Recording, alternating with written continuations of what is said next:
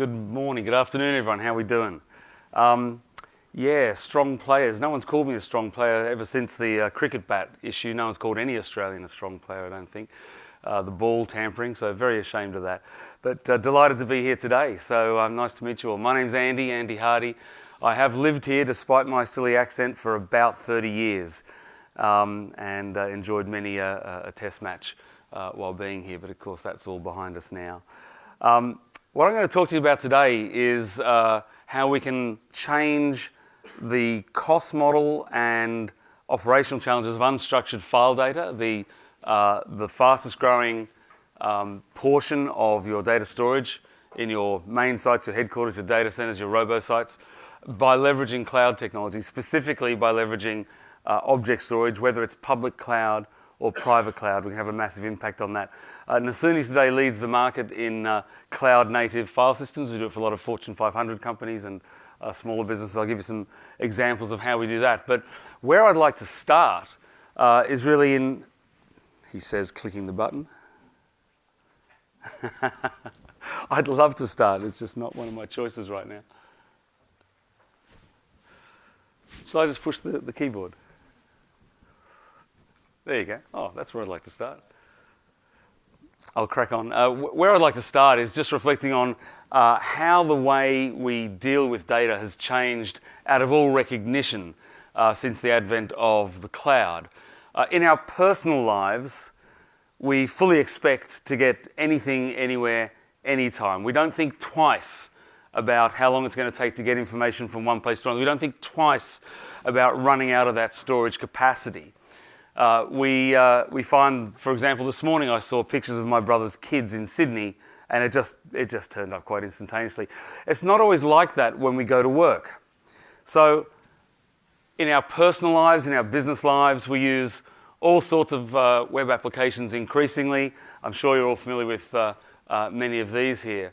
But of course, when it comes to our unstructured file data, to our corporate infrastructure, very often the experience that people have, whether using it or whether managing and operating it, is very far away from the experience we have when we're using cloud applications. So how are we going to bring that cloud experience, the economic benefits of cloud scale, as well as the user benefits of immediacy of global scale, while we transform that investment in CapEx in that kind of file storage infrastructure into OpEx?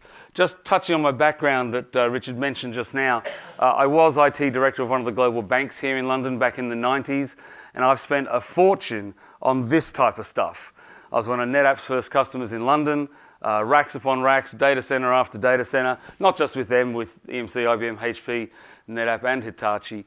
I then got pulled into the investment team and private equity team at Nomura. I spent 7 years investing in storage companies. Why? Because I just spent so much money on the stuff. I thought, maybe there was a buck to be made in investing in some of the newer generation companies that would come along through that market. I then ended up joining one of those companies, Compellant. Some of you may have heard of it, some may not have, which was a very small business in 2005.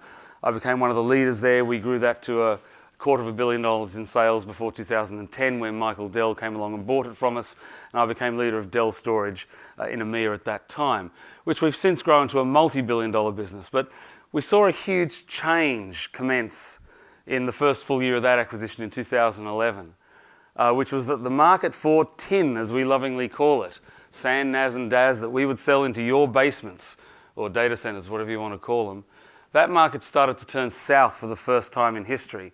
Sort of wobbled a bit and then continued down. At the same time, we can see the volumes starting to trend up in the components bought by the cloud vendors, just looking at the IDC numbers. So Blind Freddy could see where this was headed. And I was enticed by some former Compellant colleagues to join this business a few years ago and to see what we could do about getting unstructured file data in particular into the cloud.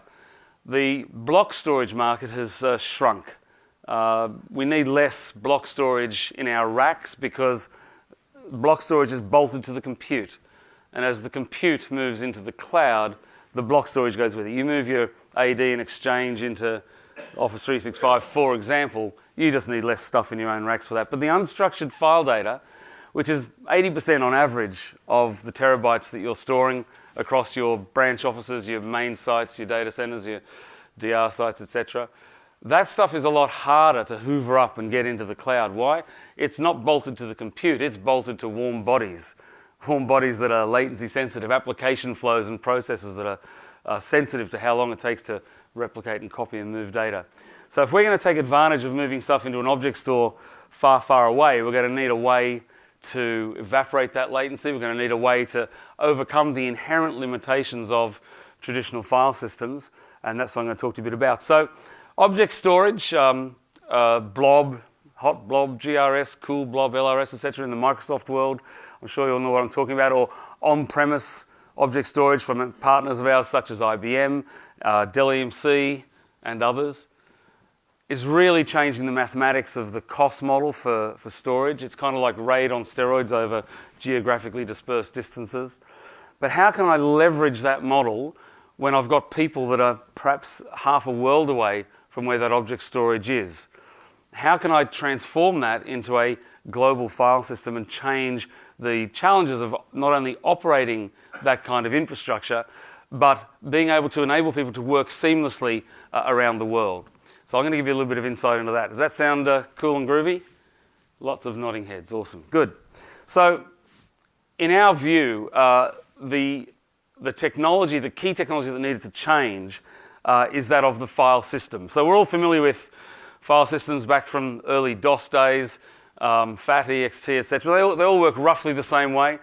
We get a bit of metadata, and that tells me where the beginning of the file is, because it doesn't all fit into one block on disk, and that's an inode structure for those of you that did Computer Science 101 or care to remember it. And then that block points to the next inode and the next. So all I've got to do is find the first one, it starts streaming off, and then that's pretty much it. But that technology is constrained to the disk in which it sits, at the location in which it lives. That technology has, of course, evolved to address enterprise requirements tremendously in the last 30 years. NetApp introduced better ways to protect that data with Snap, etc. That technology kind of runs out of steam on a sort of pure scale basis, so we learned how to cluster those systems. Technologies like Isilon come along, etc. We believe, though, that really for this cloud era, we need a way to do this at even greater scale without any of those limitations. And the dimensions of scale that matter in an enterprise are not just those of terabytes and petabytes, or how many files can I get in a volume or any of that. It's how am I going to protect that data at global scale? We traditionally have limitations on things like snapshots and backup windows and so forth. How can we get rid of that problem? And at the same time, we have limitations on the dimension of scale that is location, is geography. How are we going to address that?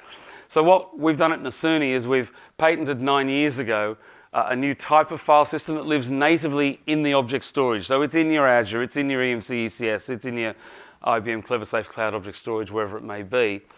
And we couple that with some other elements of our design, which means that users access that in the same way they access their existing NetApps or Isilon or whatever it may be on the sites in an enterprise without degradation of performance. So I'll explain a bit about how we do that in a moment, and then how people apply that in the use cases that can help you with.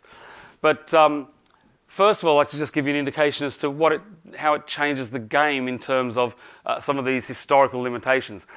If I have a file system which is in the object storage in the cloud, in someone else's racks, that I pay fractions of a penny per gigabyte for, then I'm able to change the game economically, but I'm also able to change the game in terms of scale dimensions. So we no longer have a limitation, for example, on the number of snapshots, because that historically depends on how much reserve space can I put in this box in this rack. That limitation goes away. Or how many files I can get in a volume, or how big can a file be, or how big can the whole file system be, how many volumes can there be. All those limitations go away, and so does the limitation around the number of locations at which I can access that global file system. So I'll build this picture up for you in a moment. So we patented this thing called UniFS. It's a unified file system. That's why we're called Nasuni. A lot of people think that's a Japanese word. It is a Japanese word. It means baked aubergine, but that's just a coincidence. What it really stands for is NAS is like network attached storage, Uni is like UniFS. What we do is we take the object storage. Oh, I'm not going to push that button because I don't know how it works. There we go. We take the object storage It could be from one vendor, could be from multiple vendors, could be in multiple geographies. And we build the file system on that. In fact, it's physically in it. So that means that the metadata, the data, the whole inode structure, everything is in the cloud in the object storage. Every time we instantiate a volume, we can do that in a different object storage platform. We have a lot of customers, global businesses like Siemens and Adidas and Apple, who have requirements around another dimension of scale, which is compliance scale, data sovereignty issues, which say, you know what, in China, the Chinese government's going to insist that I keep some of that data in these racks in their domain. And in Germany, we have a different requirement and so forth. Anyway, overcoming that complication for a moment, just imagine that we have this file system implemented in object storage. We then provide some additional technology which goes on premise and some services that we run in the cloud that go with this and orchestrate this. These services let me achieve a number of things. First and foremost, what we want to do is, if I can figure out how this thing works, there we go. What we want to do is get rid of the problem that you have today in terms of managing capacity at each of those sites. So if I have sites in New York, London, Paris, Munich, Uzbekistan and Peru, today someone has to worry about when is that going to run out of capacity? When am I going to go through my procurement cycle to replace it at end of life or add a shelf?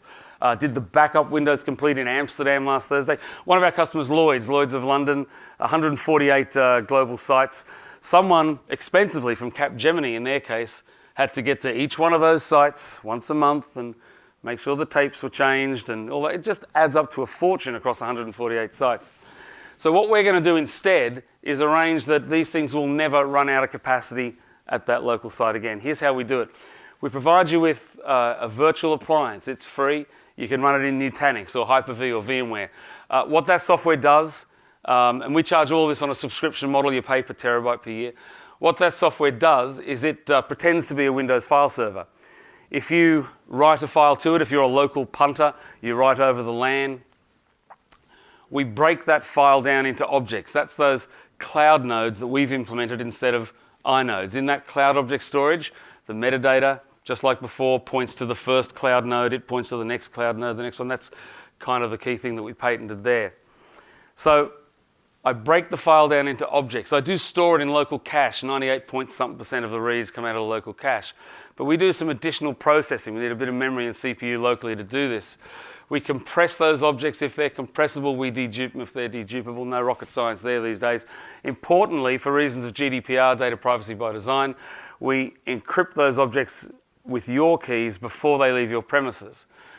So we now have a stream of compressed and deduped and encrypted objects, encrypted before they leave the customer's premises, streaming into object storage far, far away. Maybe in your rack somewhere. For example, the Omnicom group, the world's second largest advertising group, does this for 7.5 petabytes of storage. They no longer buy NetApp filers at their branch offices, etc. And all that object storage is in CleverSafe in their own racks in Arizona and Texas, for example. So that stuff streams over there, or perhaps into Azure racks in Dublin, depending on what your choice may be. And the users perceive no difference. This thing serves up CIFS, NFS, SMB. It does what a Windows file server does. It integrates with DFS namespace, Varonis, if you use that kind of compliance stuff, AD, all that in the usual way. The cache that we put in there, the amount of disk, even if we've replaced hundreds of terabytes of NetApp or whatever at a given site, will only be a few terabytes. We just overwrite it because we don't care if we lose that. The gold copy of the file is in the cloud, and I'll get onto it in a moment. Every change to every file is immediately also sent up to what is effectively a big worm drive in the object storage. So this means that if I read something, it might not be in cache. It might not be in cache because perhaps someone made the change far, far away. So we no longer have to move vast amounts of file data, just the changes, and it's kind of quick the way we can stream that. So in practice, users won't notice a difference in file access if it's in the cache or not. It's only hundreds of milliseconds of difference. This also helps us in the way we protect data and in DR scenarios. I'll come to that in a moment. We then provide some additional services which let us synchronize how these things work together around the world to stitch it into a single global file system. So I can have users in New York accessing documents that we created in London, and couple that with things like global volume management to detect collisions and make sure that we understand who changed which, and things like global file locking, which we can do without limitations on scale. Global file locking in our model has no limitation on the number of sites that can be simultaneously accessing those locks. So here's what that means in practice. People can not only do the simple thing like open an Excel spreadsheet in London and someone in New York will see that it's busy, just like if they're in the same office. But we can do that with very large models. We can do that with, for example, 3D CAD models, BIM models, Revit, all that type of thing. So we have people like the MW Group in Germany, one of the largest engineering construction consulting engineers in Germany, building a bridge in Kuwait that was designed in Stuttgart, and the detailed engineers are all in Pune in India because those resources are cheaper. But they're all accessing a single source of truth, the same model at the same time. Can you imagine how that might speed up some global business processes? We then focus on how we protect that data. I touched on before that every change to every file is immediately communicated up into the cloud. What that means is we have something better than backup. So we don't only replace your NetApp, your Isilon, your QNAPs, your Synology, your Windows file servers, etc. We replace the backup that goes with them, and we replace the need for DR replication that would ordinarily go with that stuff as well. Because I can go back to any point in time, I'm just moving some pointers around in the cloud file system. It means that we can instantaneously present back a file as it was at any point in the past, or a set of files like that bridge design in Kuwait, a tree, a share, a volume, a bunch of volumes. That lets us do things really powerfully, like overcome ransomware attacks quite rapidly. We have a few examples of that with businesses like IMG here in London, that handles all the cash flow for the Formula One players. You can imagine that they attract some Russian interest, which sometimes involves some inside information and some nasty attacks. If you already have the data, you don't have to pay the ransom. It's as simple as that. It also helps us in DR scenarios. I have users at a factory site in Cardiff with a business customer of ours called SAS International. They make most of the steel ceilings in the UK. No one knows them because their customers are the architects, but that's what they do. They make them bespoke. They have factories in Cardiff, factories in Glasgow. The users in Glasgow lost all their IT infrastructure at one point, but through DFSN, they're just redirected to another site adjacent, the other side of Scotland. And even though the data's not in the cache, it just gets it down from that gold copy in the cloud, and that works quite well for them. So we're going to make sure you don't run out of capacity, give you a global way to work, and better protect the data so that you don't need all that existing infrastructure. We're also going to try and make life a bit easier for IT. Can you imagine the example I gave before of Lloyd's Register of Shipping? They had 148 local sites, each of which needed managing. Well, now I just manage the file system in the sky, if you like, and I just pay for capacity on demand. If I need more, I pay a little more. If I need less, I pay a little less. Economically, the trick we're pulling off is transforming that file infrastructure into a variable operating cost. And I personally believe that is the driver of the move to cloud. I had a lot of unfortunate experience with my CFO at Nomura looking at me like I was some kind of idiot, which I get a lot, but the real reason for that was I'd just spent millions on infrastructure in Luxembourg for Project Ben-Hur. Project Ben-Hur didn't go quite as the bank expected. Project Minnow in Paris, meanwhile, was under-resourced, so I go trotting down the hall with my hand out for a PO to be signed for another lump of CapEx, and he's like, "Didn't we just buy this, Andy?" I'm like, "Well, yeah, but you don't understand." They've all read the FT articles now that tell them it doesn't work like that anymore. You can get your compute, your applications, and increasingly all of your infrastructure stack on a pay-per-use model, and that's what we're making feasible for unstructured file data. So, as you've heard, this lets us store and synchronize files at any scale in a global environment, and hopefully build up a picture of that. There's really two core use cases for this. One is for your robo sites and NAS consolidation at your headquarters and so forth, just simply combining it all together. The other one is really facilitating that workflow. Adidas, for example, they designed shoes in Nuremberg and Portland, Oregon, and it was taking them a long time with their existing PLM to have changes that someone's designed. Let's have green shoelaces or something. How quickly can the factory make that change? They need to see that spec change. The factories are in Bangladesh and Vietnam and places like that. And moving that data around, same issue, by the way, for EA Sports, makers of FIFA football. Exactly the same business process, but they're making a game, not making shoes. how quickly could that change ripple around the world? Well, we can speed that up by just moving the deltas is the core use case. I'll illustrate this with a couple of quick animations, then I'll show you a couple of customer examples, then we're done. With me? Cool. We're here all week. So, yeah, simply put, you've got silos of tin in different locations, and the opportunity is then to centralize that in a global cloud file system and yet provide a way to access that. We give these VMs for free. That keeps our cost model quite flat as you scale the number of sites. We don't cost you much more. However, sometimes people say, oh, can you give it to us in a box? So we OEM some servers from Dell. Most of my customers can buy them cheaper from Dell than I can, so we'd encourage you to go that way. But some people ask us to package it that way, so we do. So then you have access to those wherever they may be. And the other issue we're trying to compress, besides mere access, is just the time it takes to reflect change around the world with CAD files or Adobe files or whatever they may be. And so again, by whacking them in the middle there and providing access to those, what will happen is that a change made in one location will ripple a lot more quickly to another location. I could go into more depth, but we've got a team of guys here that are keen to meet you or buy you drinks at dinner tonight or whatever to tell you more. So let's get back to tin tax. How does this affect my cost model? This is my sort of mud map diagram of the storage infrastructure that you might typically have in a global enterprise or a distributed enterprise even on a regional basis.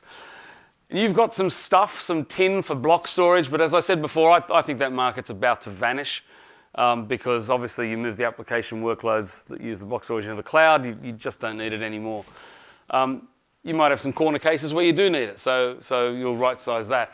But the rest of this stuff here, whether it's file servers leveraging those spindles or standalone NAS, the backup software, the disk to tape to blah to offsite, the robo sites where you're either backing up locally or replicating it expensively back across a WAN with WAN acceleration to back it up somewhere else, and DR sites, etc. That represents a lot of investment in a lot of technologies, maybe these ones, maybe different ones. Each one has its own procurement cycle and integration challenges, and that's what we do, right? That's how we spend our time and our money, and it's pretty thankless, and most customers see that this is a huge part of their budgets, and you just don't need to do it anymore because you can massively simplify that. We don't lock you into a particular cloud vendor. Most of our customers are able to copy data just as from one file to another, but behind the scenes we could have different object storage, for example. Maybe for data sovereignty reasons, you guys in Germany want something different. Maybe for just purely politics or economic reasons, the guys in the States don't agree with your choices here. We find that flexibility is quite important for people as well. So I'm just about done. We do this for a lot of different businesses. Adidas, I touched on this story already. We also do it for Under Armour and people like that. These are essentially design-led businesses that have a manufacturing workflow. And it was the design business unit that brought us in here. Down in Herzogenaurach, which I've learnt to pronounce. It's just outside Nuremberg. The IT infrastructure team in that business said, no, we got this covered.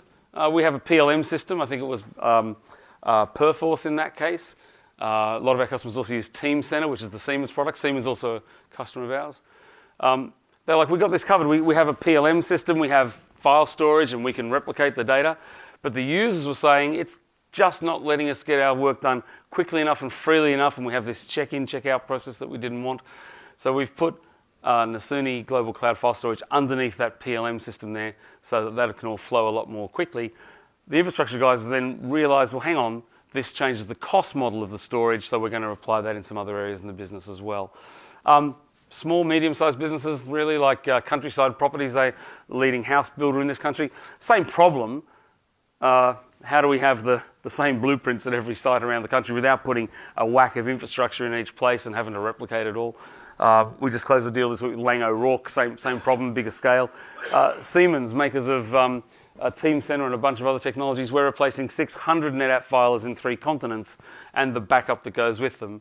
And we've done that through Atos, who's their outsourced service provider, because really Atos can charge less for their services, possibly while making more margin, by managing less infrastructure than managing 600 odd separate things around the world. Can you imagine how that maths would work? Not only people like Adidas, but the people that sell Adidas, Sports Direct. It's a similar issue. They got a bunch of sites just within the UK. It's just a regional play in that case. TBWA is part of the Omnicom Group, one of the world's largest advertising companies. I won't bore you with all the details. That's the Lloyd's example I gave you before. I presume there's some mechanism by which this all gets out to people. So look, I hope you found this thought-provoking. We're trying to shake it up a little bit. We think that we're credible because we've done this for a lot of people. We think that this approach fundamentally changes the cost economics of unstructured file data, which we think is the hardest element to get out of your existing racks and get into cloud, whether you're going public cloud, private cloud, single vendor, multi-cloud, whatever it may be. So if you've got 50 terabytes or more of unstructured file data, we're keen to talk to you. It'll work less than that, but we've only got so much time in the day. That's true for you, as much for you as it is for me, I'm sure. If you have multiple locations, this is a very good model because we just don't add a lot of cost as you add more sites. Our cost model, we charge for the front-end aggregate terabytes that you write, and we don't care if there's more in Uzbekistan and less in Peru, if you see what I'm on about there. And if you have a EA with Microsoft or AWS, or you're going down your own object storage path, putting it in your own racks, then we can leverage that combination. We can reduce those costs quite significantly. One of the key things my team will do, the two good-looking fellas longer than me at the back of the room, we won't just plow in and preach the technology to you. Before we spend too much time on it ourselves, we want to understand that we've got a prima facie business case. That's the very first thing we'd like to work with you on.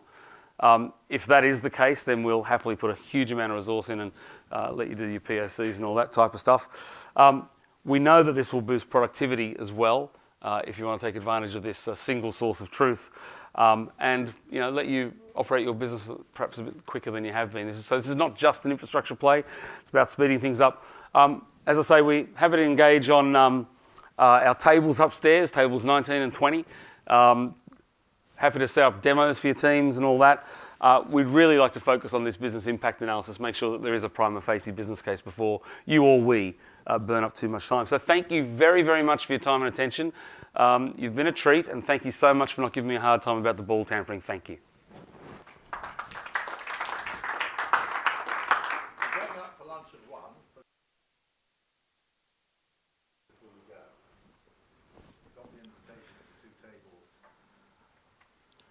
You can call bullshit and say it's all rubbish, but I won't say anything about the tape.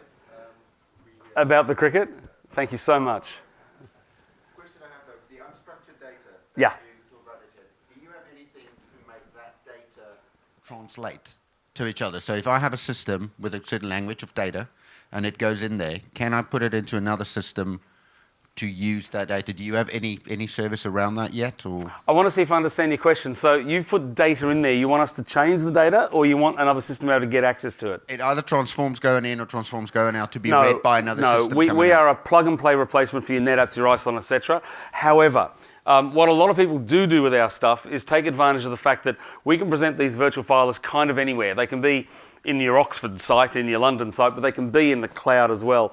And we see increasingly that people are leveraging analytics in the cloud, Google Analytics, Azure Analytics, Watson, etc. And the problem used to be that if I wanted to do some transformational work like that, I would have to find a way to get the data from what might be a long way away in many disparate sites to the cloud. Instead, the way this works, I just spin up another VM somewhere near the clever thing like IBM Watson here. That's what you can be just now. And I get a view of that potentially multi-petabyte file system where that compute is. Rather than having to move the file system to where the compute is, it can then crawl this. And the beauty of that is I might have thousands of users in Uzbekistan or Peru, and their performance won't be impacted by whatever this is doing, because this is just reading objects randomly from the same object store that those are, but the user workloads are handled by the VMs on premise. Does that make some kind of sense? Yeah, I'll talk to you guys. Okay. Anyone else get me? No, sorry. Great, thank you. Any other questions? Right, thanks very much, everyone. Appreciate it. Thank you. Thank you.